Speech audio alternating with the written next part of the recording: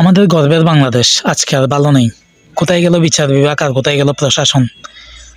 আজকে অবিরতভাবে হত্যাকাণ্ড চালিয়ে যাচ্ছে সন্ত্রাসীরা। দুর্বৃত্তদের মনে হয় কোনো অংশেই ভয় নাই যে আইন সম্পর্কে বা বাংলাদেশের বিচার ব্যবস্থা সম্পর্কে। প্রিয় ফটিকছড়িবাসী, প্রিয় দেশবাসী, সর্বোপরি প্রবাসী ভাই ব্রাদাররা, আশা করছি সবাই ভালো আছেন। কিন্তু নিউজ পোর্টালে যখন এই সমস্ত নৃশংস ভিডিও ক্লিপ দেখি তখনই মনের অন্তরাত্মা আসলে কেঁদে ওঠে। দেখেন তো, আমাদের চট্টগ্রামের ফটিকছড়ি ঐতিহ্যবাহী একটা উপজেলা।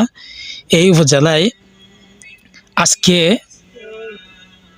ফটিকছড়ির ফাইন্দং আশ্রয়ণ প্রকল্প, যেখানে গরিব দুঃখী মেহনতি মানুষ, অসহায় মানুষদেরকে থাকার ব্যবস্থা করে দিয়েছেন সরকার, অর্থাৎ মানুষের সুযোগ সুবিধার জন্য, সেখানেই মানুষকে হত্যা করা হচ্ছে, সেখানে বিভিন্ন খারাপ কাজ করা হচ্ছে প্রতিনিয়তই। আজকে ফটিকছড়ির ফাইন্দং 2 নম্বর ওয়ার্ডে একটা জঙ্গলের মধ্যে একটা মহিলার গলা কাটা লাশ পাওয়া গিয়েছে, আপনারা ছবিতে দেখতে পাচ্ছেন। তো এসব ঘটনা আজকে নতুন না, বারবার যদি এসব ঘটনা ঘটতে থাকে তাহলে প্রশাসন এবং বিচার বিভাগ সর্বোপরি সরকারের প্রতি সাধারণ জনগণের আস্থা হারাবে এবং সাধারণ জনগণ আতঙ্ক ও উদ্বিগ্নতায় দিন কাটাবে।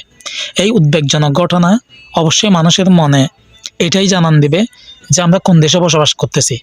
দেখেন, পৃথিবীর বিভিন্ন দেশে একটা কুকুর মারা গেলেও মানুষকে বিচারের আওতায় আনা হয়। সেই জায়গায় আমাদের বাংলাদেশে এতগুলো মানুষ বসবাস করতেছে, জানমালের কোনো নিরাপত্তা নেই। যদিও বা সেটা ঘটনাক্রমে ঐতিহ্যভাবে চলে এসেছে বিগত 17 বছর ধরে। এইসব কর্মকাণ্ড 17 বছর বলেন বা আরও আগের থেকেই বলেন, বিচার বিভাগের যে উদাসীনতা, এটাই হচ্ছে মূলত কারণ। সঠিক তদন্তের অভাব, প্রশাসনের নিরপেক্ষ ভূমিকার অভাব এবং স্থানীয় সরকার যারা নির্বাচন করেন, স্থানীয় সরকারে যারা নির্বাচিত হন, জনপ্রতিনিধিরা তাদের গুরুত্বপূর্ণ ভূমিকা এসব কাজে না রাখার কারণে দিন দিন সন্ত্রাসীদের এবং চাঁদাবাজদের দৌরাত্ম্য বাড়তেছে। আজকে ফাইনদংয়ের এই ঘটনাটার সাথে কারা সম্পৃক্ত এখন তদন্ত করতে গেলে এই তদন্তের পিছনেই চলে যাবে 1 মাস।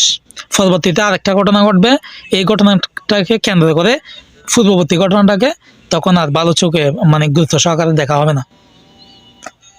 আমাদের বাংলাদেশিরা আসলে বাংলাদেশের যেরকম নিরাপদ না, বিদেশেও নিরাপদ না।